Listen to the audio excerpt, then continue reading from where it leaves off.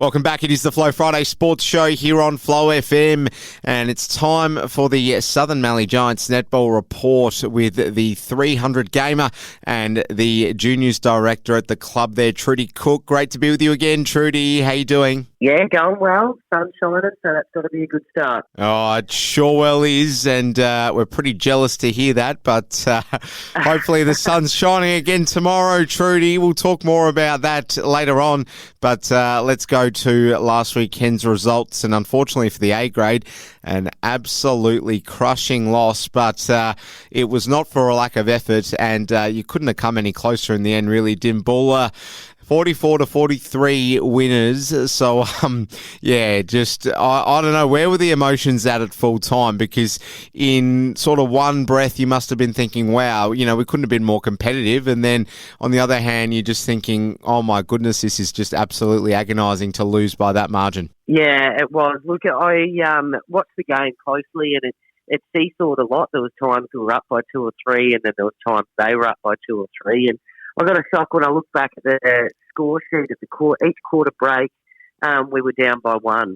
So that didn't even show that we were up at some stages of the game. But look, the girls went well. Those younger girls in Tia Credlin and Taya Horman are really starting to step up into the game. You could tell on Saturday, Taya Horman at wing defence was getting a couple of intercepts. She was a lot more confident out there and starting to trust herself in the A grade. So that was a good positive out of it. But yeah, look, the girls made a few mistakes as they were feeding it down the court, but Dimbulla did as well. So there was lots of turnovers, and it was definitely a dog-eat-dog. Both teams really wanted the win, and both teams are more than capable of winning. So hopefully next time we take on Dim, Giants can get over them a bit more than just one. All right, now let's quickly just go through B, C, and the youngest development squad.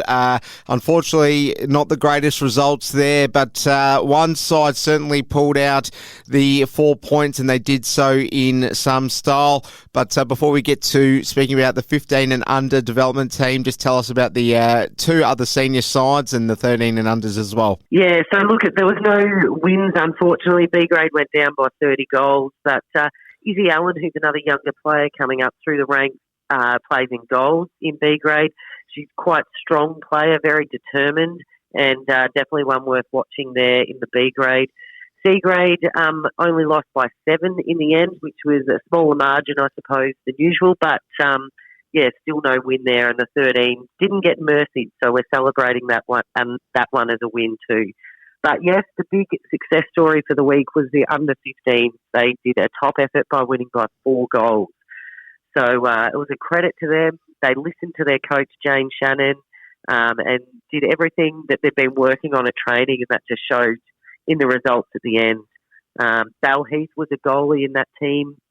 Belle hasn't played much goalie before, but appeared to be quite a natural at it. So hopefully, they're just starting to find their positions and where they work best, and we can come out with a few more wins in the under 15. We'll focus our energy there. Now, I'm very glad that you brought up Tia Credlin before, because we can confirm, Trudi, that she does have some political blood in her, and she's a distant relative of my favourite newsreader. Yes, absolutely. So I did my research as promised, even though it was late last night, but I remembered. But Tia's grandfather and Peter's dad were first cousins. So, yes, there's definitely a connection between the women. And you never know, Tia might come out with a political newsreading career as well. That she may well do. Well, we'll wait and see. Great stuff. Trudi, let's move along. We'll talk about this weekend. So how do we look? Where is everything at? And how do you suspect our 5 sides will get on this weekend? Yeah, look, we've got all girls available that I'm aware of, so that's good, except for Maddie Shannon, who's still injured. I think she'll be out for the season, which happened a few weeks ago now. But look, at A grade, looking at Ararat's track record, they've had a couple of wins against Stall and at Warwickville and a couple of losses against Demons and Nil. So it's fair play out there. The latter, although they're above us and had a couple of wins where we haven't yet, it's still anyone's game. So look, with our team in there and them finding and getting comfortable in their positions now, I think the game's still up for grabs.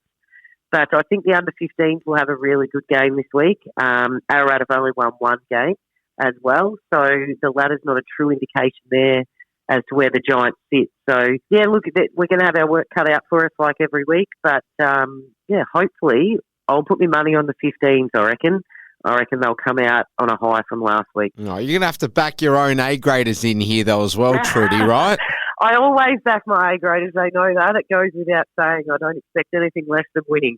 Good stuff. All right, well, let's just quickly get your predictions from some of the other games that are happening this weekend in Wimmera Netball. Horsham Saints with a bye, but we've got Minyip Matoa up against Dimboola.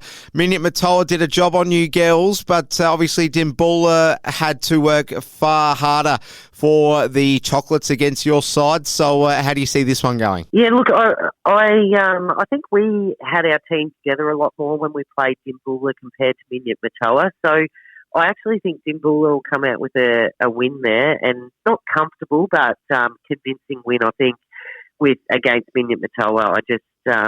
They played well on the weekend. They've got a few options sitting on their bench. So depending how Minyip Matoa play, they actually can be very flexible with their players and adapt to that. So I reckon Dimboola will come out with it there. Stoll v Nil, who gets up in this one? Yeah, I reckon Nil will, but I tell you what, I've put an asterisk next to it. I reckon that'll be the game of the round. It'll be a good hit out with them. Stoll, they've had a couple losses, but a few handy wins, and I think they're a bit of a dark horse in the competition as a Nil. So that's my game of the round. But at this point, I'm sticking with Nil. Horsham v Warwick Eagles. How do you see this one going? Yeah, look, I think if there was a mercy rule in senior netball, that might get called on the weekend, unfortunately. Demons, they're winning by quite a large margin against some other teams, and Warwick are similar to the Giants in terms of working on players, developing younger players. So I unfortunately think Demons will come out on top by a fair bit there. But look, Warwick always give it a good crack, and I'd love to see them come out and win if they could. All right, great stuff. Now let's take a look ahead to the black tie ball.